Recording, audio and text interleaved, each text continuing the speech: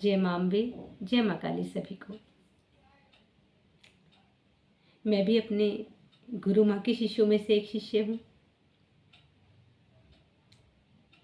जिसने ऑनलाइन गुरु धारण किया। देखिए, मैं एक शक्ति उपासक थी। देवीय शक्तियों पे मेरी बहुत श्रद्धा थी। तो हमेशा से मेरी माँ जगदम्बा से यही प्रार्थना थी कि माँ, मुझे जो गुरु मिलाएं, जिनसे मैं मिलूं, जिनका सानिध्य मुझे प्राप्त हो, वो भी देवी शक्ति उपासक हो। ऐसा ही मेरी माँ जगदम्बा ने किया। उन्होंने मुझे गुरु माँ से मिलाया।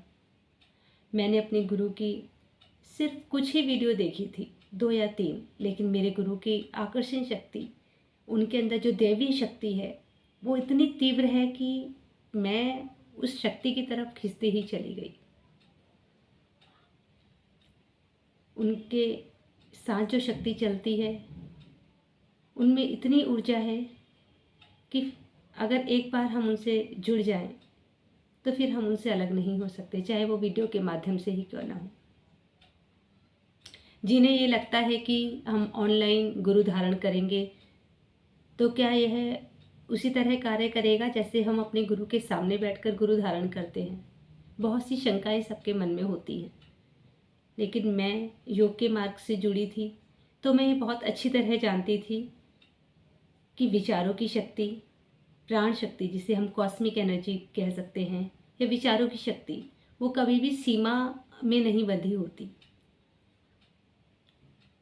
वो एक जगह तक सीमित नहीं होती। विचारों की शक्ति तो ऐसी है, अगर हम आज यहाँ इस देश में हैं तो हम अपने विचारों को दूसरे देश तक पहुँचा सकते हैं। हमारे गुरु के साथ भी ऐसा ही है। उनके कुछ शिष्य यहाँ हैं तो कुछ शिष्य जो हैं वो हमारे इंडिया से बाहर भी हैं। इसीलिए मैंने ऑनलाइन गुरु धारण किया, क्योंकि मैं जानती थी कि ऊर्जा कभी भी बंधी हुई नहीं होती। उसे मोबाइल, हम सोचें कि हम तो मोबाइल से हम गुरु धारण कर रहे हैं तो कैसा होगा। गुरु धारण करने के बाद बहुत अच्छे अनुभव हुए। मैं जहाँ ये कहूँगी कि अध्यात्म के मार्ग में दूसरे स्तर पर थी, आज मैं उससे ऊपर बढ़कर इस स्तर पर आ गई हूँ। और मुझे पता है जहाँ मुझे पहुँचना है, अपने गुरु के सानिध्य में रहकर मैं वहाँ तक ज़रूर पहुँचूँगी।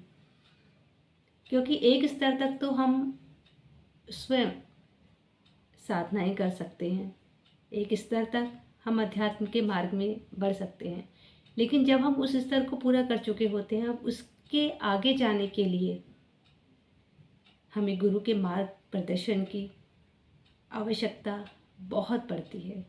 गुरु की ऊर्जा की आवश्यकता बहुत ज़्यादा पड़ती है। एक और बात मैं अपने गुरु के लिए कहना चाहूँगी कि हमारे गुरु, हमारी जो गुरु माँ हैं, वो अपने सभी शिष्यों से एक जैसा प्रेम करती हैं। उनके लिए ये चीज़ मैटर नहीं करती कि कौन किस परिवार से है, कौन अमीर है, कौन गरीब है, नहीं। उनके सब बच्चे उनके लिए एक समान हैं। हमें कोई समस्या होती है तो हमारे गुरु हमें जितना जल्दी हो सके उसका समाधान देते हैं। ऐसा नहीं है कि हमने आज अपने गुरु से कोई चीज़ पूछी, हम कोई शंका हमारे मन में है और हमें अगर उसका उत्तर मिल रहा है, हम वेट कर रहे हैं 3 डेज़ 4 डेज़ की, अब हमारे गुरु हमें बताएंगे, नहीं।